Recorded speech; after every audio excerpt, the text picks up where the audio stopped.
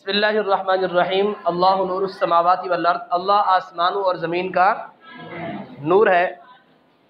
نور سے مراد ہدایت، اللہ آسمانوں اور زمین کے اندر رہنے والوں کو ہدایت دینے والا ہے، یعنی ہادی ہے۔ آسمانوں کے اندر نور سے مراد فرشتے، آسمانوں زمین میں نور سے مراد انبیاء کرام، یہ نور کا ہدایت کا ذریعہ ہے، سبب ہے۔ اور ایک معنی یہ ہے کہ اس نور سے مراد یعنی اللہ تعالیٰ کی نور کی آگے جو مثال دی ہے، مثل نور ہی، اللہ کے نور کی مثال یہ ہے، اللہ کے نور کی مثال یہ ہے۔ اس سے مراد نبی علیہ السلام کو بیان کیا گیا، آپ کی مثل بیان کی گئی۔ کمشکات فیہا مصباح، کاف معنی طرح، مشکات کہتے ہیں روشن دان کو، ایک تاکچہ جس کے اندر چراغ رکھتے تھے، دیا رکھتے تھے، لالٹین جی دیوار کے اندر بناتے تھے روشن دان۔ تو مثل نور ہی، اللہ کے نور کی مثال یہ ہے، کمشکاتن جیسے ایک روشن دان، فیہا مصباح ایسا روشن دان جس میں چراغ ہو، المصباح فی زجاجہ اور وہ چراغ فانوس میں ہو، وہ چراغ فانوس میں ہو، لالٹین نما جو فانوس بنا ہوتا تھا اس کے اندر چراغ ہوتا تھا تاکہ ہوا کے جھونکے اس کو بجھا نہ دیں۔ تو چراغ وہ فانوس میں ہے۔ الزجاجۃ وہ فانوس ایسے ہے، کأنہا کوکب دری، گویا کہ وہ کوکب مانا ستارہ، دری موتی جیسا، یعنی موتی جیسا چمکتا ہوا ستارہ ہے۔ وہ فانوس دور سے دکھنے میں یوں لگتا ہے جیسے موتی جیسا چمکتا ہوا ستارہ ہو۔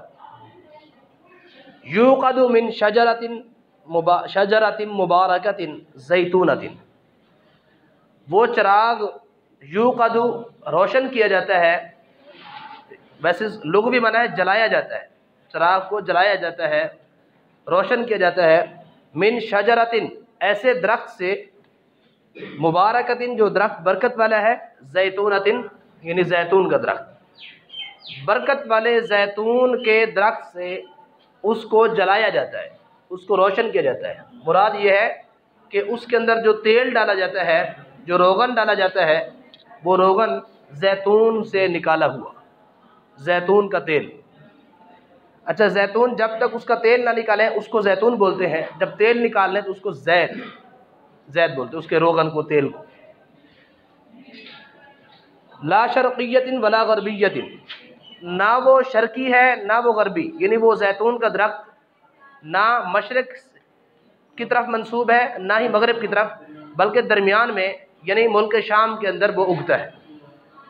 تو نہ ہی اس کو زیادہ جو سردی ہے وہ متاثر کر سکتی ہے مغرب کی، اور نہ ہی اس کو زیادہ گرمی جو مشرق کی، بلکہ وہ درمیان میں ہے، اس لیے اس کے اندر معتدل اعتدال ہے، اس کی طبیعت میں بھی اعتدال ہے زیتون کے درخت کی۔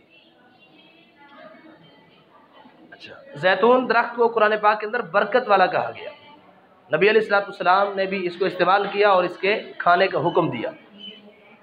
اور یہ ایسا درخت ہے جو اس کی اپنا زیتون کا تیل، اس سے مالش بھی کی جا سکتی ہے، سر پہ لگایا جا سکتا ہے، اور اسی طرح سالن کے طور پر استعمال بھی کیا جا سکتا ہے۔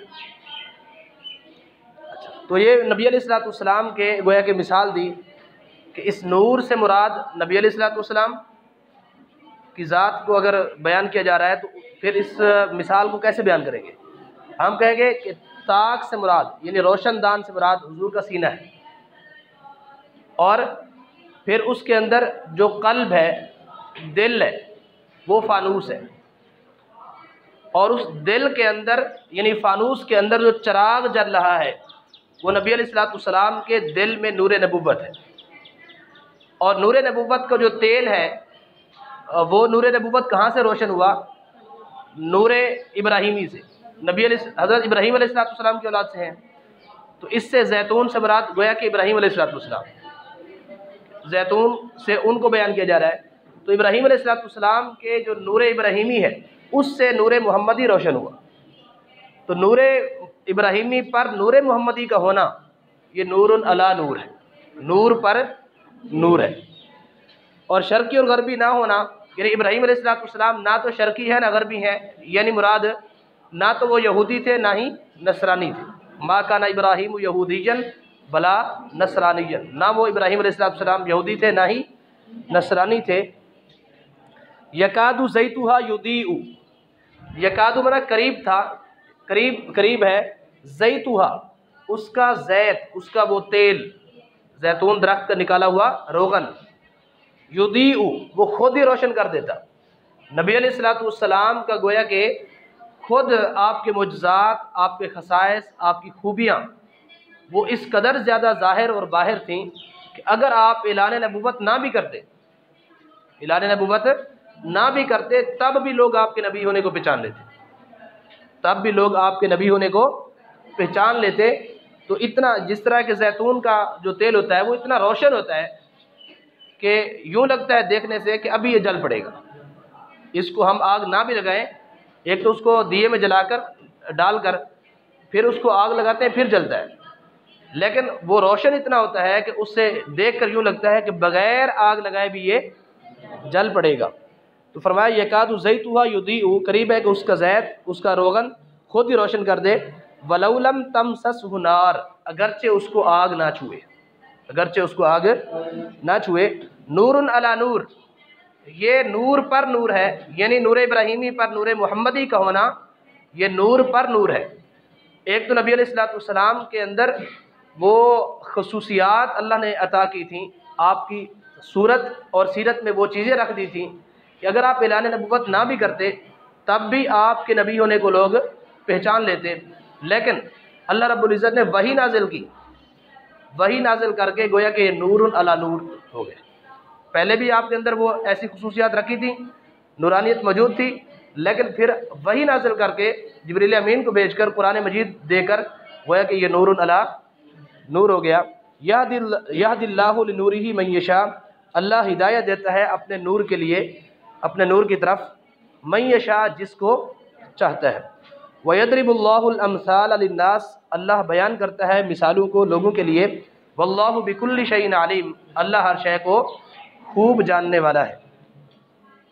فی بیوت، وہ چراغ، فی بیوت بیت کی جمع ہے گھر، بیت کہتے ہیں گھر کو، فی بیوت ایسے گھروں میں ہے، وہ چراغ ایسے گھروں میں ہے، اذن اللہ ان ترفع، کہ اللہ نے حکم دیا ہے، اذن مانا اجازت دینا، مراد اللہ حکم دینا، اللہ نے جس کا حکم دیا ہے ان ترفع، یہ کہ ان کو بلند کیا جائے، رفعت بلندی، جن گھروں کو اللہ نے بلند کرنے کا حکم دیا، وَيُذْكَرَ فِيهَا اسْمُهُ، یہ کہ ذکر کیا جائے ان گھروں میں، فِيهَا اسْمُهُ، اسمہ، اسم مانا اللہ کا نام، یعنی ان گھروں کے اندر اللہ کے نام کو ذکر کرنے کا اللہ نے حکم دیا ہے۔ نمبر 3، اچھا، فی بیوت اذن اللہ ان ترفع ویذکر فیہا اسمہ، یعنی وہ چراغ ایسے گھروں میں ہے کہ اللہ نے ان گھروں کو بلند کرنے، مراد بنانے اور ان میں اللہ کا ذکر کرنے کا حکم دیا ہے۔ اس سے مراد کون سی جگہ ہے؟ مسجد۔ یسبح لہ فیہا بالغدو والآصال، تسبیح کرتی ہے لہو اسی کی، یعنی اللہ ہی کی تسبیح کرتی ہے، فیہا ان گھروں میں، بالغدو والآصال صبح اور شام، یعنی ساری مخلوق اللہ ہی کی تسبیح کرتی ہے ان گھروں کے اندر، مساجد کے اندر، بالغدو صبح، آصال شام۔ رجال، اچھا تسبیح کرتے ہیں، کون کرتے ہیں؟ رجال، ایسے مرد، لا تلہیہم تجارت، کہ جن مردوں کو، جن لوگوں کو، لا تلہیہم غافل نہیں کرتی، تجارت کوئی تجارت ان کو اللہ کی یاد سے، نماز سے، اللہ تعالیٰ کے احکام سے غافل نہیں کرتی۔ جتنا بھی ان کا کاروبار، جتنا بھی ان کے مصروفیات زیادہ ہوں، پھر بھی جب نماز کا ٹائم ہو یا اللہ تعالیٰ کے دین کے احکام کو بجا لانے کا ٹائم ہو تو اس وقت وہ پیچھے نہیں رہتے، بلکہ یہ کاروبار، دنیاوی مصروفیات ان کو اللہ کے دین سے نہیں روکتی۔ تو ایسے لوگ ان گھروں کے اندر صبح شام اللہ کی تسبیح کرتے ہیں۔ لا تلہیہم تجارت، جن کو کوئی تجارت غافل نہیں کرتی، ولا بیع، اور نہ ہی کوئی سودا غافل کرتا ہے، کس بات سے؟ عن ذکر اللہ، اللہ کا ذکر کرنے سے، وإقام الصلاۃ نماز قائم کرنے سے، وإیتاء الزکاۃ اور زکوٰۃ دینے سے. یعنی اللہ کا ذکر کرنے، نماز قائم کرنے، زکوٰۃ دینے سے ان لوگوں کو کوئی تجارت، کوئی سودا غافل نہیں کرتا. یخافون یومن، ان لوگوں کی ایک صفت یہ بھی ہے، یخافون یومن، وہ اس دن سے ڈرتے ہیں، تتقلب فیہ القلوب والابصار، جس دن کی ہولناکی کی وجہ سے تتقلب الٹ پلٹ ہو جائیں گے، فیہ اس دن میں، القلوب والابصار، قلوب قلب کی جمع ہے، مراد دل. تو اس دن دل اور نگاہیں یہ الٹی ہو جائیں گی. یعنی اس دن ہولناکی اور شدت اتنی ہوگی قیامت کے دن کی، تو اس دن نگاہیں اور دل الٹے ہو جائیں گے. تو لوگ قیامت کے دن سے وہ ڈرتے ہیں، اللہ والے جو ہوتے ہیں وہ قیامت کے دن کا خوف رکھتے ہیں.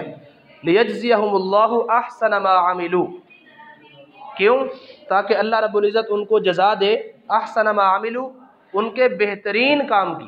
یعنی ان کے سارے کاموں کے اللہ ان کو جزا دے گا، اور ان کے سب سے بہترین کام کی اللہ تعالیٰ ان کو جزا دے گا. وَيَزِيدَهُم مِّن فَضْلِهِ، اور اللہ ان کو اپنے فضل سے زیادہ دے گا. ایک تو ان کے اعمال کا اجر بھی دے گا، اور ساتھ ساتھ اللہ اپنے فضل سے اور بھی زیادہ دے گا. وَاللَّهُ يَرْزُقُ مَن يَشَاءُ بِغَيْرِ حساب، اللہ رزق دیتا ہے جس کو چاہتا ہے بغیر حساب کے. وَالَّذِينَ كَفَرُوا أَعْمَالُهُمْ كَسَرَابٍ بِقِيعَةٍ، جب پہلے مومنین کے اعمال کا ذکر کیا، ان کے انعام اور اجر کا ذکر کیا، اب کفار کے.